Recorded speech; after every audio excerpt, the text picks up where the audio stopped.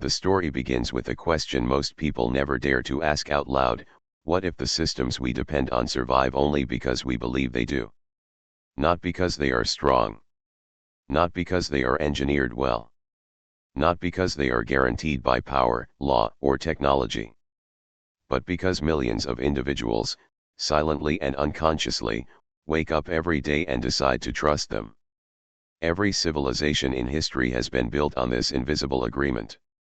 And every collapse, no matter how sudden or violent, began the moment that agreement fractured. Imagine standing in a crowded marketplace of an ancient city, voices trading grain, promises, debts, dreams. Coins pass from hand to hand, stamped with the face of a ruler most people will never meet. No one questions whether the metal truly holds the value it claims. They simply believe. And with that belief, an empire functions. The great secret of civilization is that it runs not on gold or stone or law, but on shared confidence. And when that confidence breaks, the fall can be catastrophic. This story is about that break, about how fragile systems collapse the moment belief evaporates. It is a story that begins centuries ago, long before modern economies, digital networks, or global institutions, long before our world learned to mask fragility behind complexity. But it is not a story trapped in the past. Because the pattern keeps repeating. Again and again, societies discover that the real foundation beneath their feet was never steel or currency or government, it was trust. And once trust erodes, collapse becomes unavoidable. Every collapse has a quiet beginning. Rarely does a civilization fall when its walls are stormed or when its treasury empties. Instead, it falls when its people whisper, when doubt spreads like smoke through corridors of power, seeping into homes, markets, temples, parliaments. Those in charge often detect the danger too late. They believe they are losing control of resources, territory, or popularity. But in truth, they are losing something far more fatal: the faith of the people who once sustained the system effortlessly. To understand this invisible process, we must travel back to a kingdom where belief was everything, where rulers and priests convinced an entire population that order flowed from the heavens. It was a world where money had not yet become numbers on a ledger but was instead represented by symbols, stone discs, shells, beads. Objects that held no inherent worth, yet carried value greater than gold simply because people agreed they did. And no kingdom embodied this paradox more starkly than the island civilizations of the Pacific. On the island of Yap, money took the shape of massive stone wheels called rai. Some stones were taller than a man, heavier than an ox, impossible for one person to move. And yet, these stones acted as currency. Ownership was transferred not by physically moving the stone but by announcing the transaction publicly. A stone could sit for generations at the edge of a village, unmoved and untouched, yet pass through dozens of hands. The idea seems absurd to the modern mind. But it worked until the day belief cracked. A legendary story tells of a rai stone that sank during transport and was lost at the bottom of the sea. Rather than write it off as worthless, the islanders agreed the stone still counted as money. Everyone remembered its existence, therefore, it retained its value. The system works as long as people remember, as long as people acknowledge, as long as people agree. But agreement is fragile. A single dispute, a quarrel, a power shift, these were enough to unravel the entire system, because value itself was imaginary. This concept did not belong only to Yap. It echoed across continents. In medieval China, the world's first paper money circulated because people trusted the empire behind it. In ancient Rome, silver coins shrank, were debased, hollowed from within, even as emperors insisted value remained the same. In every era, the substance mattered far less than the belief. But belief has enemies: war, corruption, disappointment, betrayal. And so the first cracks appeared. Now imagine China's Song dynasty, nearly 1,000 years ago. It was a marvel of innovation: gunpowder, printing, the magnetic compass. But its most ambitious creation was a financial revolution: paper money. For a time, this system transformed commerce, allowing trade across vast distances. But then came the fatal mistake: rulers printed more paper money than their silver reserves could justify. The people noticed inflation creeping into markets, noticed merchants raising prices, noticed wages falling behind. And slowly, doubts spread. At first, these doubts were quiet. A merchant complaining at a dockside stall. A farmer whispering at a tea house. A traveler telling stories from the next province. But doubt is a contagion, and once it begins, it cannot be commanded. The empire tried to reassure its people with decrees and promises, but reassurance works only when trust still exists. As confidence faded, paper money itself became poisonous. Merchants refused it. Soldiers demanded payment in silver or grain. Entire regions reverted to barter. The economy collapsed not because paper lacked value, but because belief in the system vanished. And an empire that had once dominated Asia found itself powerless, hollowed out from within. Yet the most dramatic example, the most studied, the most feared, was still to come. For centuries, economic historians have returned to the final days of the Roman Empire for one reason: Rome demonstrated with brutal clarity what happens when a system loses public faith. Rome was not defeated in a single battle. It did not fall because its enemies were stronger or its technology inferior. Rome fell because its people stopped believing in Rome. Money was the first to crumble. Emperors, desperate for funds to pay armies and bureaucrats, reduced the silver content in coins until a denarius was little more than a thin shell of metal. People felt the betrayal in their bones. Prices doubled, tripled, multiplied beyond comprehension. Soldiers rioted. Merchants cheated. Citizens hoarded real metal and rejected official coins.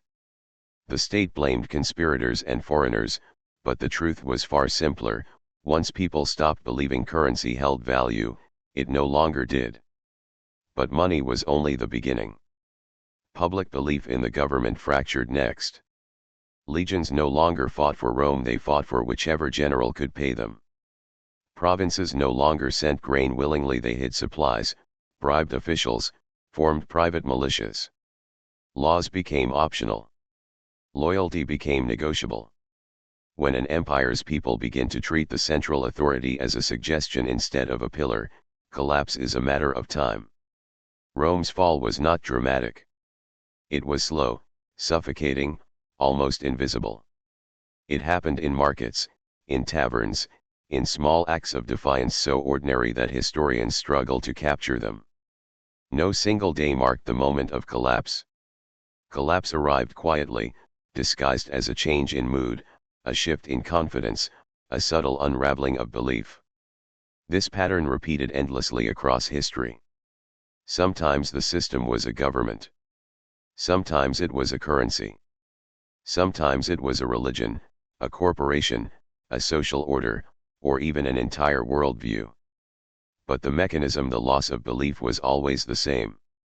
Now imagine a modern society, wired with digital networks, global markets, and enormous institutions. You might think we have moved beyond such fragility. Yet the truth is more unsettling: modern systems are even more dependent on belief than ancient ones. Consider banks. If too many people decide their money is unsafe, even the strongest bank collapses within hours. Not because it lacks assets. Not because it lacks leadership. But because belief disappears faster than any vault can respond. Consider national currencies. They have no gold standard, no physical backing, no intrinsic value. They survive entirely on confidence. And history shows confidence can vanish almost overnight. When Zimbabwe's hyperinflation spiraled, people carried wheelbarrows of notes to buy bread. When Venezuela's currency collapsed, citizens preferred bartering gasoline for food. When Lebanon's financial system imploded, the savings of an entire generation evaporated. These were not poor countries incapable of functioning. These were systems drained of belief. But belief does not collapse only in financial structures. It collapses in political institutions, social contracts, alliances, norms, and narratives. In 2008, global markets fell not because assets changed overnight, but because faith in the system vanished after a single bank fell. In 2020, supply chains broke not from lack of materials, but from fear and uncertainty. In countless nations today, people question institutions that once felt unshakable. The world has never been more interconnected, but it has also never been more fragile. A whisper can become a panic. A rumor can become a crisis. A single leaked document can trigger political fallout across continents. Social media accelerates the spread of doubt at a pace ancient empires could never imagine. We assume modern civilization is protected by technology, regulation, and infrastructure. But underneath it all remains the same ancient truth: systems survive only because people believe in them. And here lies the twist: belief is rarely lost in a single moment. It erodes slowly. A scandal here, a broken promise there. A leader caught lying. An institution caught failing. A currency inflating faster than salaries. A government unable to protect its citizens. People continue participating because participation feels safer than withdrawal, until suddenly it doesn't. Collapse happens gradually, then suddenly. The system appears stable long after it is already mortally wounded. People outside the system often notice the decay sooner. Foreign investors spot instability before locals do. Historians identify symptoms long after the damage is done. But those living inside the system rarely see collapse approaching. To them, each problem appears isolated, temporary, manageable. They do not understand the underlying pattern: belief is evaporating. Once belief breaks, even strong systems behave like glass. Now imagine the moment of collapse. It is rarely cinematic. There is no explosion, no sweeping battlefield, no dramatic announcement. Collapse looks like empty shelves. Closed banks. Silent factories. Long lines. Angry crowds. Confused officials. The slow disintegration of routines that once defined daily life. People do not realize the system has collapsed until long after the collapse is complete. They keep waiting for normal to return. They keep expecting someone in power to fix things. Yet the tragedy is that by the time collapse is visible, the underlying belief that sustained the system is already gone. And here is the darkest irony: once belief is gone, attempts to restore it often accelerate the collapse. Governments print more money. Banks raise interest rates. Politicians promise reform. But each action reveals desperation, signaling that leaders no longer control events. Desperation destroys confidence faster than failure. This brings us to the present day: a world where trust in governments, media, institutions, banks, and corporations is lower than at any point in modern history. According to global surveys, fewer than 40% of people trust their political institutions. Nearly 70% believe the economy is rigged against them. More than half of young adults believe their future will be worse than their parents'. Even trust in science and expertise has eroded. We are living through a crisis of belief. And history warns what happens next. But before we conclude with fear, we must confront an empowering truth: systems collapse when people stop believing, but they are also built when people start believing. Belief is destructive, but it is also creative. It can tear down empires, but it can also build them from nothing. Every law, every currency, every government, every social contract surviving today exists because millions silently choose to uphold them. The final lesson of this story is not about collapse, it is about responsibility. The first practical insight is this: individuals matter more than they think. The smallest decision, saving instead of spending, voting instead of ignoring, participating instead of retreating, shape the future of every system. A system is not a machine. It is a reflection of collective choices. The second insight is that transparency sustains belief. Systems survive longer when people understand how they work. When institutions lie to protect themselves, they accelerate their own collapse. But when they reveal weaknesses honestly, they give people a reason to trust again.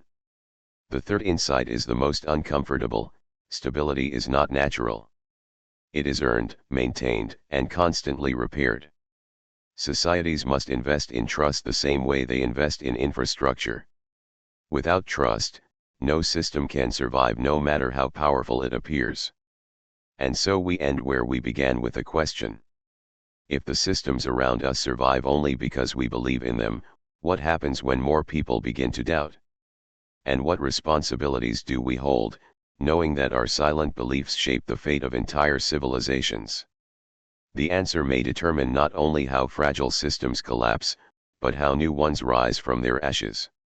If this story gave you a new perspective, share your thoughts in the comments, and subscribe for more deep, documentary-style explorations into the hidden forces that shape our world.